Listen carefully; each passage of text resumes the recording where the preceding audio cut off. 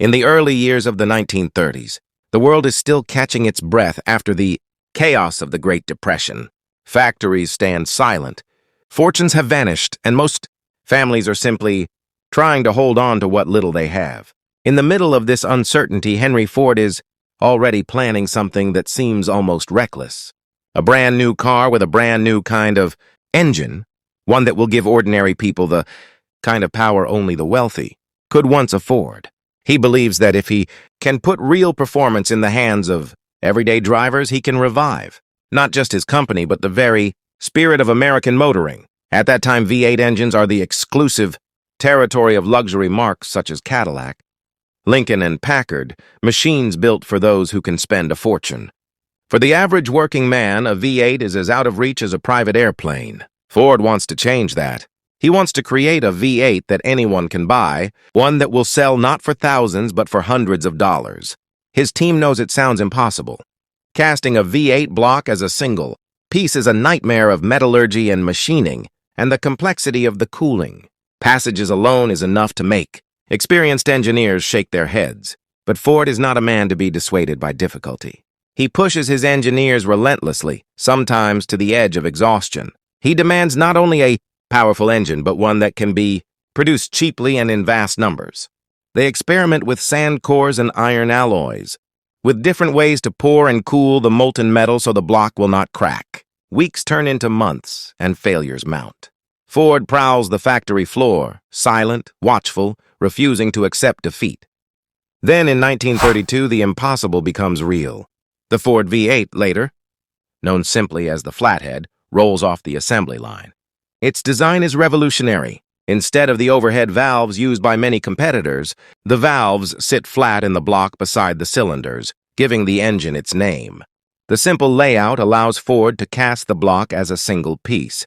Saving time and money, it produces 75 horsepower from 221 cubic inches, a remarkable figure for the price. More than that, it offers a smooth, deep-throated power that ordinary Americans have never experienced. Drivers notice the difference the moment they press the pedal.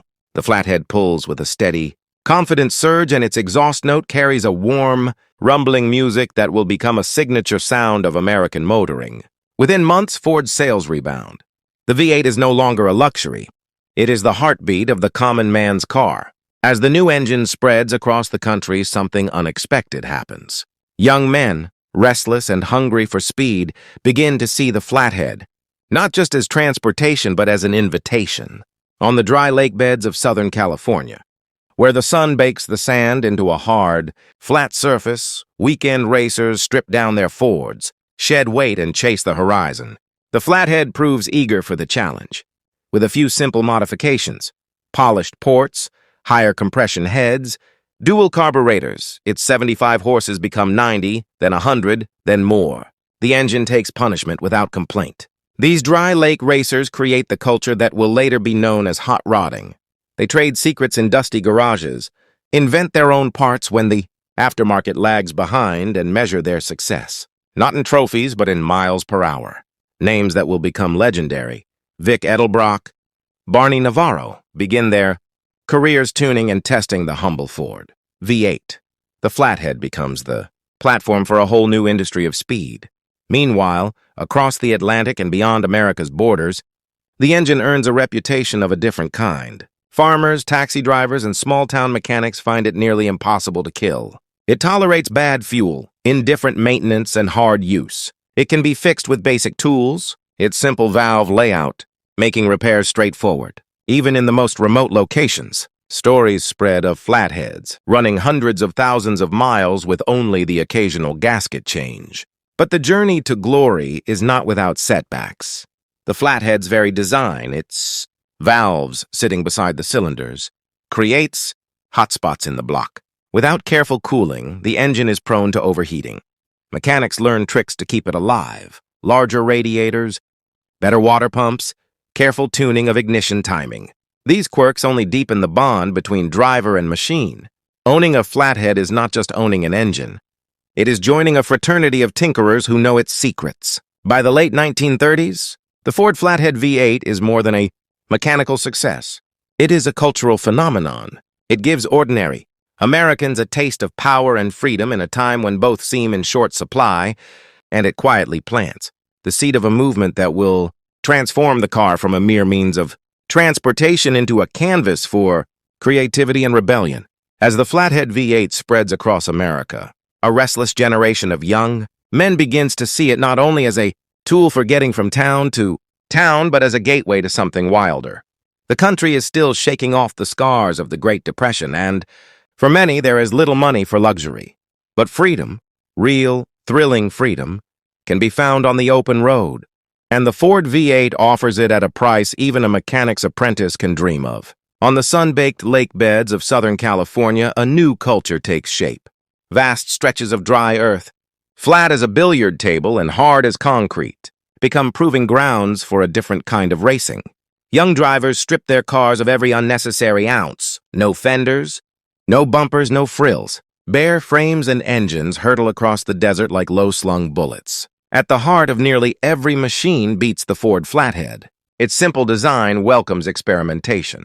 A backyard tinkerer with a set of wrenches can tear one apart on a Saturday and have it roaring again on Sunday.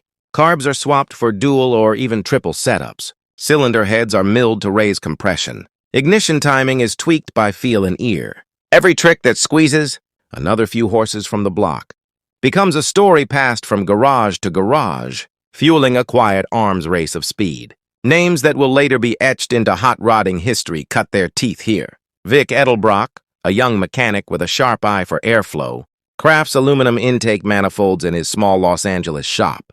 Barney Navarro experiments with high compression heads, chasing fractions of a second across the sand. Offenhauser, already known in racing circles, refines components that will become staples of every serious flathead build. These men are more than mechanics. They are the architects of a movement. Word spreads beyond the desert. Car clubs form, first in California, then across the country. They share knowledge and organize races, but they also forge a code. Safety rules, speed records, and a sense of camaraderie turn what might have been a reckless pastime into an organized sport. And through it all, the sound of the Flathead's exhaust, deep, rhythmic, unmistakable, becomes the anthem of this new rebellion. Even those far from the dry lakes feel its pull. Teenagers in small towns save every spare dollar to buy a worn-out Ford and learn to coax. New life from the old V8, the engine's resilience, makes it the perfect teacher. It tolerates mistakes, forgives rough handling, and when tuned right, rewards its owner with speed that feels almost illicit. The culture grows through the 1940s, even as the world is drawn into war.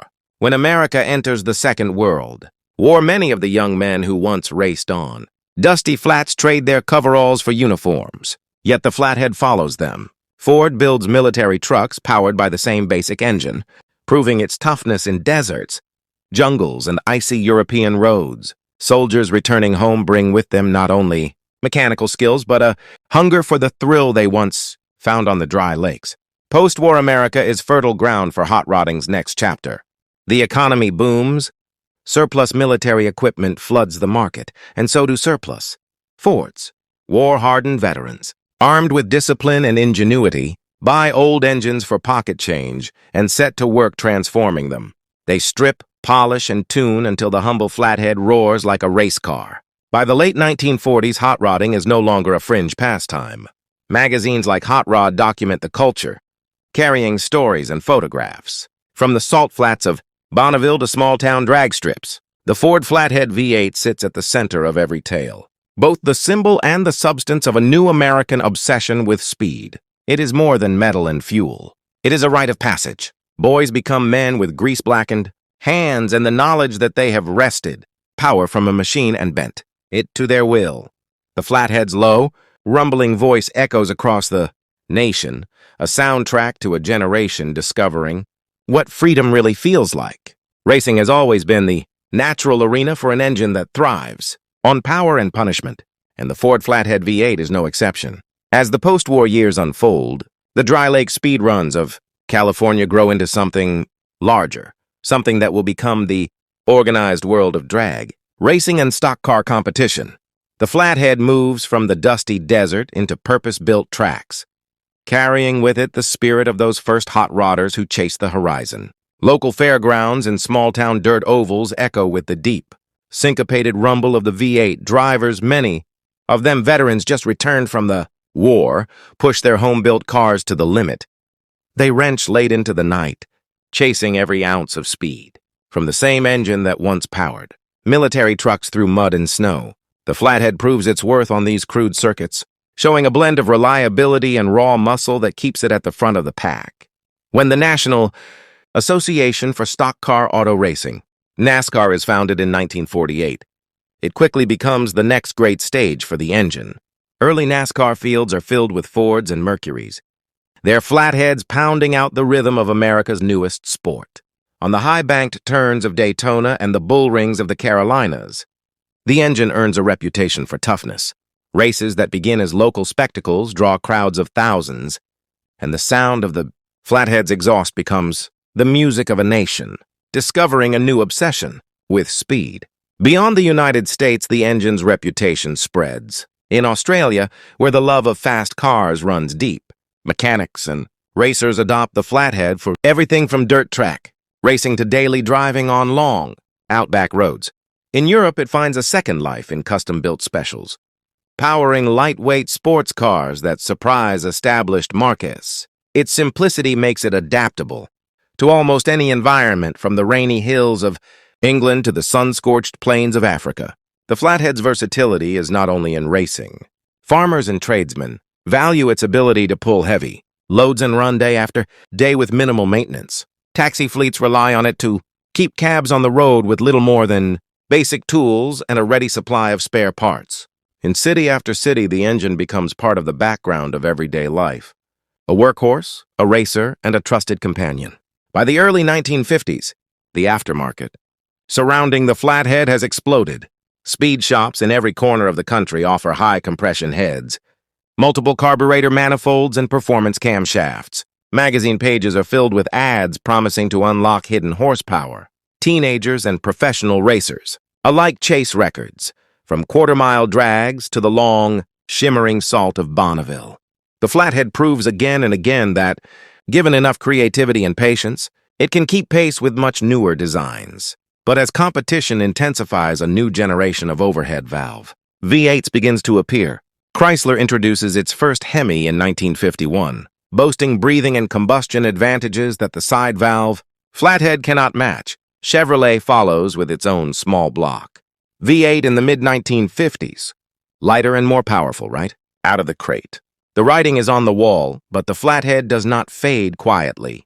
On the salt flats of Utah, where the air is thin and the sun burns white against endless miles of glare, the Flathead earns its most enduring glory. Streamliners built from aircraft, parts and steel tubing scream across the salt at speeds once unimaginable. Tuners push displacement far beyond factory limits, feeding the engine with methanol and nitromethane, chasing records well into the 150-mile-per-hour range. Each new record is proof that the old design still has life, that innovation and passion can wring fresh triumph from a familiar block of iron. Even as the big manufacturers move on, the Flathead V8 remains a symbol of what ingenuity and determination can achieve. In garages and workshops across America and beyond, the deep, throaty note of its exhaust continues to echo, a sound that carries with it decades of racing, triumphs, and the memory of an era when raw mechanical courage redefined what a car could be. By the mid-1950s, the automotive world is moving at a new pace. Overhead valve V8s from Chevrolet, Chrysler, and other manufacturers are delivering more power, better breathing, and higher efficiency. The Ford Flathead, once the symbol of mass market performance, begins to show its age. Its side valve design, which once allowed Ford to cast a single compact block, now limits the size of the valves and the speed at which air and fuel can flow. On paper, the newcomers leave it behind, and in showrooms, customers begin to choose the fresh overhead valve engines with their promise of effortless horsepower. Ford itself makes the break in 1954, introducing its own overhead valve V8s and quietly ending production of the engine that had defined the company for more than 2 decades. For a moment, it seems the Flathead story might end there, a footnote in the relentless march of progress. yet the sound of its exhaust continues to echo from garages and racetracks. For the men and women who grew up with it, the engine is not just a machine.